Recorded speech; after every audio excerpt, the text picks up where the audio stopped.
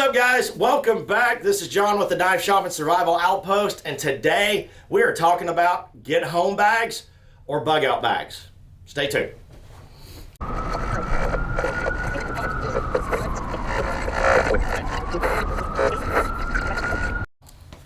Alright guys, so today I'm going to be talking about bug out bag / get home bags.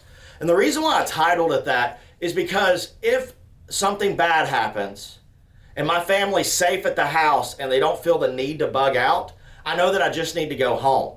But if they did bug out and go to our bug out location, then I need to not worry about going to the house and I need to get to my bug out. So that's the reason why my bag is set up to either get me home or to take me the further distance out that I need to go. So that's the reason why we titled it that. Now, I'm going to talk about some unconventional items that a lot of times people don't think about to have with them. And I'm also going to talk about the stuff that's in my bag that pretty much everybody else has in their bag too.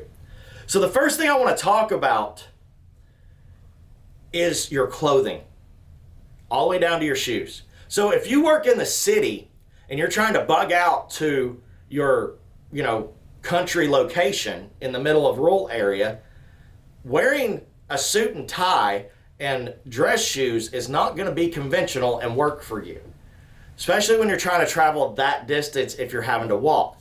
So keep a change of clothes and a pair of comfortable shoes that are broke in. That is something I will emphasize and emphasize and emphasize. Don't have things you have not used or broke in your kit.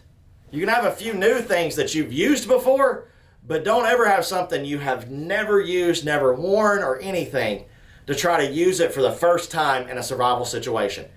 Those shoes could be uncomfortable. You could get blisters halfway down the road. So have things set up that you know and that you've used.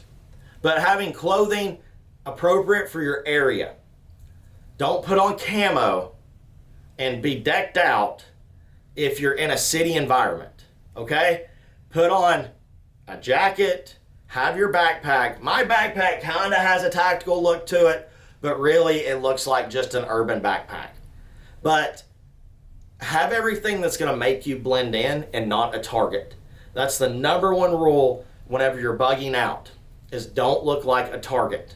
Don't be wearing, camo and, vests and everything unless you need to. Don't get me wrong. If you're in that situation where there potentially could be a firefight, wear what you need to wear to get to where you need to be. But if you're in an urban setting or a city setting and you're trying to get to the suburb or rural area or into the wilderness, you've got a long way to go.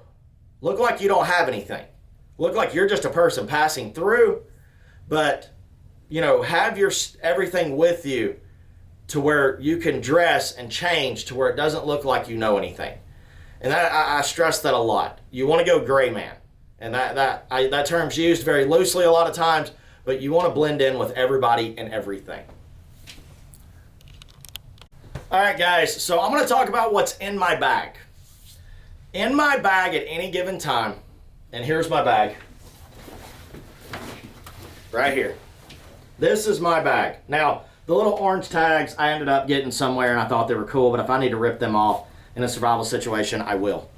In my bag, at any given time, I have all of my tools to get me home or get to my bug out location. Like I was saying before, my number one knife that I keep in my bag is going to be a Gerber Strong Arm. It's a budget-friendly knife, but it's a good quality knife made in America with the molded Kydex sheath, or molded plastic sheath, that I can do horizontal or vertical. I can carry it on my pack. I can carry it on me. Very handy knife. And I know that sounds like a sales pitch, but it's a great knife. Other companies that I will stand beside as a tactical survival knife. Okay? This is my urban survival knife. This isn't necessarily the thing I'll use in the woods, even though that knife is a good all zones knife. It will work in all 5 of the zones very well. SOG makes a good knife. Cold Steel makes a good knife. Kershaw makes a good knife. K-Bar makes good knives. Benchmade, Essie. There's a ton of brands out there. This is what I want you to look for in your knife. Knives are like shoes. The same way with firearms also. If it doesn't feel good in your hand, you're not going to use it. You don't need to have a brand new knife. You need something that you've used and you know what it feels like to chop with, to move with, to do things with. So don't just have some random knife in your bag. Have something you know you can trust. And have something that feels good. So go to a knife shop like here at the Knife Shop and Survival Outpost. We have tons of knives that you can look at, touch, feel, check out, so you can get the right one for your situation. We also have the staff here that knows enough about a lot of different situations to help you pick out that knife. But a good knife, a good fixed blade knife is number one. Number two, I keep a hatchet in my bag. Keep a small hatchet. Now I'm probably going to convert over to this Camulus because it has the saw attached to it and it's lighter. I'm not planning on chopping down trees with this thing. I need it to process wood or help me get into something. That's pretty much its goal. I'm not going to be chopping down a forest with it. I need it for the one purposes that I need it for. So it being lightweight and a plastic handle doesn't bother me. And it having the saw built in makes it a little extra boost that I can also cut things. Now, coming from an urban or city environment, even into a suburb environment, in a survival situation, because if I'm walking from downtown Chattanooga to my bug out location, that's going to be like a 2.5 hour drive, roughly. So that means it possibly could take me up to 1 to 2 or 2 to 3 days to get to where I need to, depending on the situation. Could take me longer, could take me a little bit shorter, depending on what I find. So, a pry bar. This is something unconventional people don't think about. This is by K-Bar. But a pry bar is going to make it to where you can gain entry to certain places, a building, a storage shed, something to where you can hide and be secure for the night if you need to sleep there. So, but it's also going to give you access to resources if you need to open up boxes or crates to be able to get something on the inside, tear apart pallets if you need to use them for firewood, and you're not having to use your axe and you're not having to use your knife. So, this one's not heavy, but just a standard pry bar that you can get from any hardware store that's about this long will work great. They're also good defensive tools. All right, guys, so let's talk about water processing and food. Now, I carry a stainless steel mug and a stainless steel water bottle. I like stainless because if I put it on the fire and there's nothing in it, it won't warp like titanium will. Yes, there's a little bit of weight there, but the versatility, I like. It offsets it. So this is what I carry with me in my get home bag. I can fill it up. I got 32 ounces of water. And in conjunction with this, I also carry some kind of carry-around water purification system. This Clean Sip is a straw that I can just fill water up and make it to where I can drink it without having to process it. Now, if I'm having to process the water on the go, another thing that I carry with me are these. It folds up and I can light it. It'll boil water very fast and it cools down quick. I can close it and throw it back in my pack or throw it in my pocket or whatever, and then I'm good to go. Something simple to be able to process water and being able to boil water for food without having to build a big fire. I also like these too because I can take twigs and small sticks and build just a small fire with it if I don't have the fuel tabs. These are so versatile that it is a necessity in my pack. It stays with me. All right, guys, so let's talk food. Food is something that, to be honest, at times you might not want to eat something, you might not want to stop.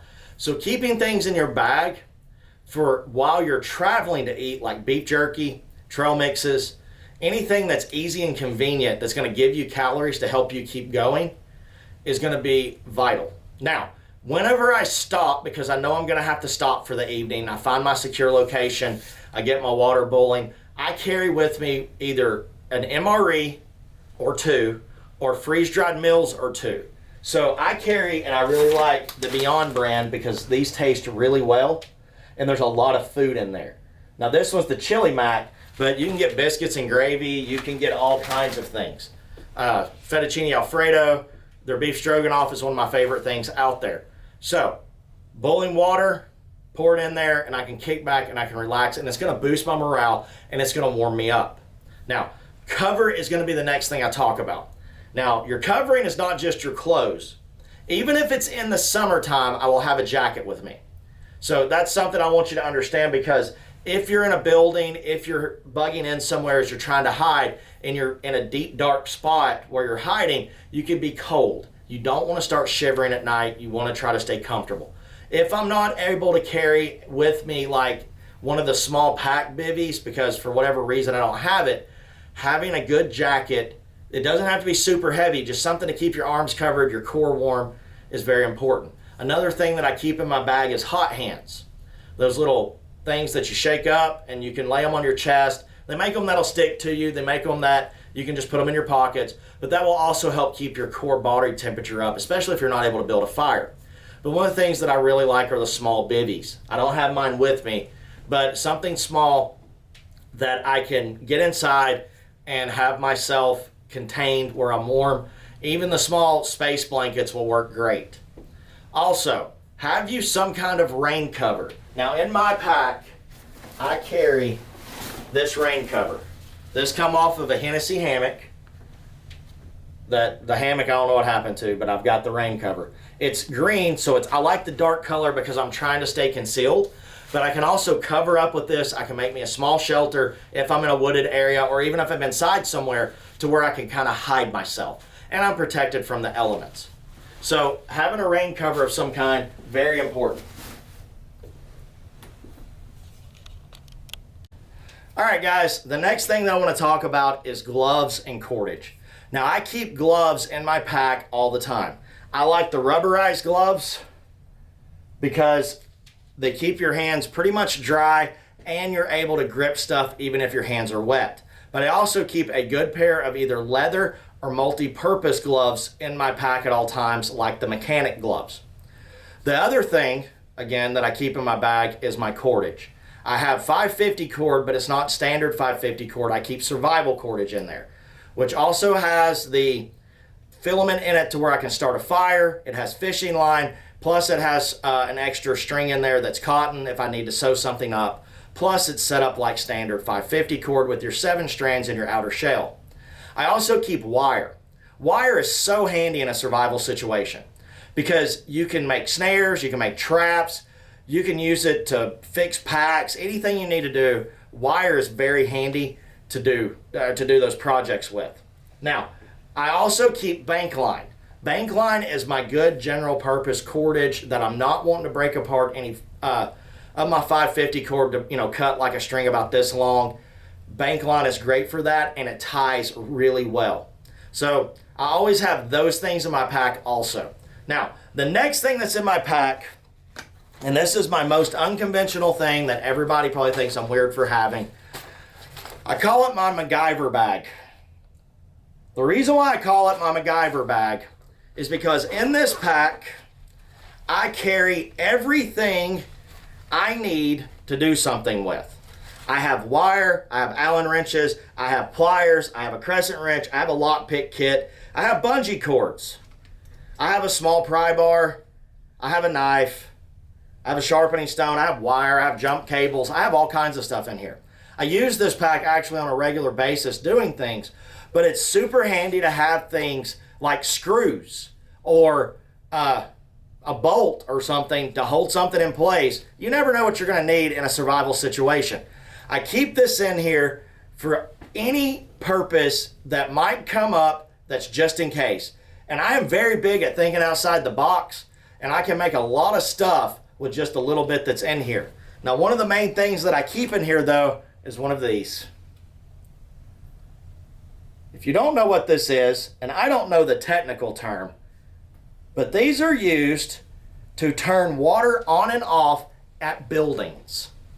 So you are at a massive building, you got access to the water spigot, this is the wrench that turns the water on and off. Get you one of those. I can't remember the name of them, but I'll put the name in here somewhere. Super handy tool, and this is one of the #1 things that stays in this kit and stays in my bag, because water, again, is the #1 thing that's going to keep you alive. All right, guys. So that is everything that's pretty much in my pack, minus a few things that are very specific to my region. Now, you want to build your bag based on the region you live in, not the way I set it up. I gave you a lot of good basic ideas. Now you're going to need to go with it to the area you're in. Because in Tennessee, Southeast Tennessee is nowhere near the climate that it is in New York or in Ohio or in Arizona or in Chicago or wherever. You need to set your bag up based on the region you live in and the resources and supplies that you are able to obtain there. Now, can you order stuff in? Yes, but understand you don't want to get yourself in trouble if you're not supposed to have something. So guys, that is the video. I hope y'all learned something from it. I will be back in a couple weeks with another one. Guys, I pray you all stay safe out there and get outside and have an adventure.